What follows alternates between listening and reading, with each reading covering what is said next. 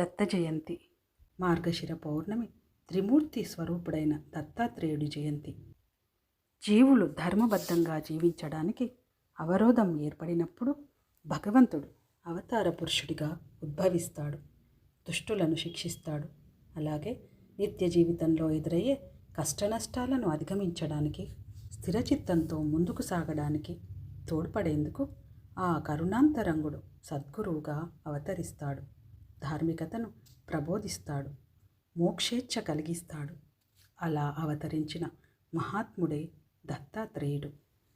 ఈ పవిత్రమైనటువంటి మార్గశిర పౌర్ణమి రోజును దత్త జయంతిగా జరుపుకుంటారు.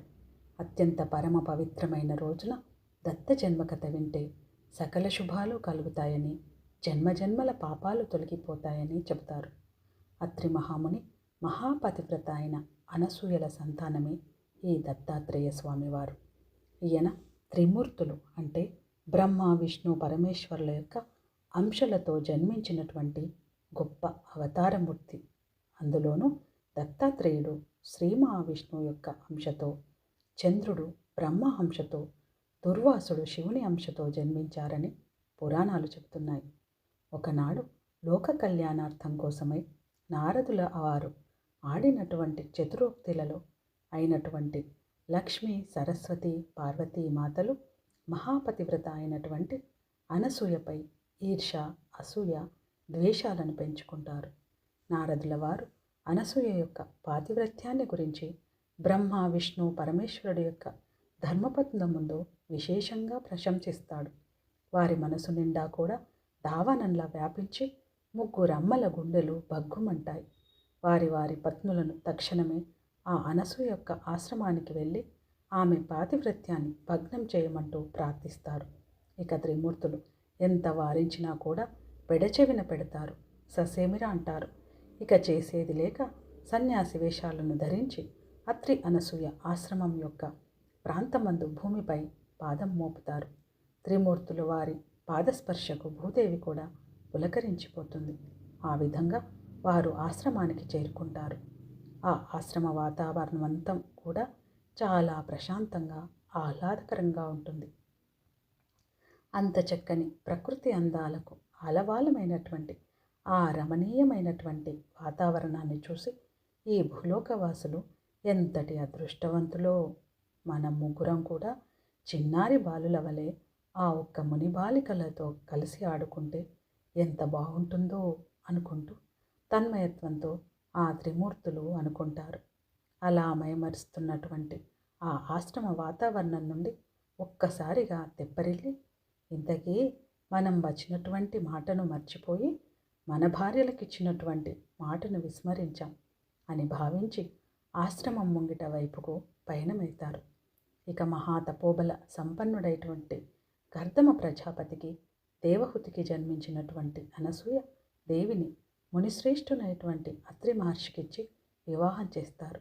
అప్పటి నుండి ఆమె గృహస్థురాలిగా గృహస్థ ధర్మాన్ని చక్కగా నిర్వర్తిస్తూ అత్రి మహర్షికి అనేక సేవలు చేసుకుంటూ, అతిథి అభాగ్యులను ఆదరిస్తూ, తన యొక్క పతి సేవతో చక్కగా పాతివ్రత్య మహిమలతో ముల్లోకాలను అపురూపపరుస్తూ, పంచభూతాలు, అష్టదిక్పాలకులు సైతం అనుకువగా ఉండే విధంగా చేస్తున్నటువంటి పతివ్రత తల్లి.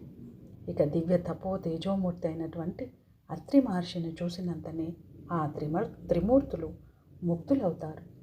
ఆ సాధు పుంగవుల యొక్క ముగ్గురిని చూస్తూ ఉన్నటువంటి ఆ పుణ్య దంపతులు వారిని సాదరంగా ఆశ్రమంలోకి ఆహ్వానించి ఉచిత ఆసనాలిచ్చి స్వాగత సత్కారాలు చేసి, ఆ తర్వాత మీరు ముగ్గురు బ్రహ్మ, విష్ణు, మహేశ్వరుల వల్లే వచ్చినట్లుగా వచ్చి మా ఆశ్రమాన్ని పావనం చేశారు. భోజనాలు సిద్ధం చేశాను రండి అంటూ అనసూయమ్మ ఆహ్వానం పలుకుతుంది. అత్రి మహర్షితో కలిసి ముగ్గురు సాధువులు ఆసీనులవుతారు. ఇక వడ్డన ప్రారంభించేందుకై సిద్ధమవుతున్నటువంటి అనసూయతో ఆమె దుస్తులు ధరించకుండా నగ్న రూపంలో వడ్డిస్తేనే తాము భుజిస్తామంటూ వారు చెబుతారు. వారి పలుకులు ఆ పతివ్రత తల్లికి శిరస్సున పిడుగుపడినట్లుగా అవుతుంది. ఒక్కసారిగా తన యొక్క ప్రత్యక్ష దైవం అటువంటి భర్తను మనసారా నమస్కరించుకుంటుంది. తలుచుకొని పాతివ్రత జ్యోతి వెలిగిస్తుంది. ఆమె జ్ఞాననేత్రం తెరుచుకుంటుంది. కపట సన్యాస రూపంలో ఉన్నటువంటి త్రిమూర్తుల గుట్టు రట్టవుతుంది. వారి ఆంతర్యం ఏమిటో తెలుసుకుంటుంది. పెదవుల వెంట చిరునవ్వు చెక్కుచెదరకుండా, ఏమి నా భాగ్యం, ముల్లోకాలను ఏలేటువంటి సృష్టి స్థితి లయకారకులైనటువంటి వీరు నా ముంగిట ముందుకు యాచకుల వలె వచ్చారా? వీరిని కనుక నేను తృప్తిపరిస్తే ముల్లోకాలు కూడా ఆనందింపచేసినటువంటి భాగ్యం కలుగుతుంది కదా అని ఆలోచిస్తూ ఒక పక్క పాతివ్రత్యం, మరోవైపు అతిథి సేవ, ఈ రెండు ధర్మాలను ఏకకాలంలో సాధించడం ఎలా అని అనుకుంటూ పతికి నమస్కరించి కమండలంలో కమండలదముకమైనటువంటి ఆ త్రిమూర్తుల శిరస్సున చల్లుతుంది. వెంటనే ఆ ముగ్గురు కూడా పసిపాలులవుతారు. వెనువెంటనే అనసూయలో మాతృత్వం పొంగి స్తన్యం పొంగుతుంది. కొంగుచాటున ఆ ముగ్గురు బాలురకు పాలిచ్చి వారి ఆకలి తీరుస్తుంది. అంతలో ఋషికన్యలు ఋషిబాలురు కలిసి మెత్తని పూల పానుపులో ఊయల వేయగా వారిని జోలపాటు పాడి నిద్రపుచ్చుతుంది. ఇంతటి మహద్భాగ్యం సృష్టిలో ఏ తల్లికి దక్కుతుందో చెప్పండి. ఆ వింత దృశ్యాన్ని చూసినటువంటి అత్రి మహర్షి ఒక్కసారిగా తుల్లిపడి మరలా తేరుకొని తన దివ్య దృష్టితో జరిగిందంతా, అలాగే జరగబోతుందంతా తెలుసుకుంటాడు. ఈ త్రిమూర్తులు ఈ యొక్క ఆశ్రమ ప్రవేశ సమయంలోనే ఆశ్రమ వాతావరణానికి తన్మయత్వంతో పలికినటువంటి పలుకులే కార్యరూపం దాల్చడం బ్రహ్మవాక్కుగా తలచి ఆ చిన్నారులు బుడిబుడి నడకలతో ఆడుతూ గెంతుతూ ఆ మునిబాలుకలతో కలిసి వారి కలలను పండించుకుంటూ ఉంటారు. మానవులకు బాల్య, కౌమార, యవ్వన, వార్ధక్యాలలో ఆనందంగా సాగేది బాల్యదశే కాబట్టి అది మధురానుభూతిని మిగిలిస్తుంది. కాబట్టి వారు కూడా చూసుకుంటూ మురిసిపోతూ ఉంటారు. కనని తల్లిదండ్రులైనటువంటి అత్రి, అనసూయల యొక్క పుత్రవాత్సల్య, బాంధవ్య ప్రేమానురాగాలకు అయోనిజులైనటువంటి ఆ యొక్క త్రిమూర్తులకు చాలా కాలం పాటు కొనసాగుతూ ఉంటుంది. అలా ఉండగా లక్ష్మి, సరస్వతి, పార్వతీ మాతలకు భర్తల యొక్క ఆచూకీ తెలియక గుబులు పుడుతుంది. అంతలో నారదుల వలన అత్రి మహర్షి యొక్క ఆశ్రమమందు జరిగినటువంటి వింత గురించి తెలుసుకుంటారు. దాంతో అనసూయపై ఏర్పడినటువంటి ఈర్ష, అసూయ, ద్వేషాలు పటాపంచలవుతాయి. వెంటనే వారి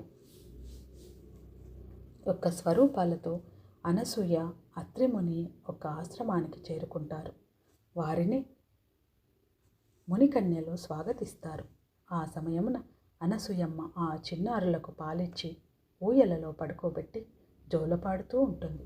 అంతలో ఆ ముగ్గురమ్మలను చూసి సాదరంగా ఆహ్వానించి స్వాగత సత్కారాలతో సుఖాసీనులను చేస్తుంది. పసిబాల రూపంలో ఉన్నటువంటి వారి భర్తలను చూసుకొని పతిభిక్ష పెట్టమంటూ కన్నీళ్లతో అత్రి, అనసూయ పాదాలను ఆశ్రయిస్తారు. అయితే మీ భర్తలను గుర్తించి తీసుకొని వెళ్ళండి అంటూ అనసూయ హుందాగా చెప్తుంది. ఒకే వయసుతో, ఒకే రూపంతో అమాయకంగా నోట్లో వేలు వేసుకొని అలా నిద్రిస్తున్నటువంటి జగన్నాటక సూత్రధారులను ఎవరూ గుర్తించలేకపోతారు ఆ తల్లులు.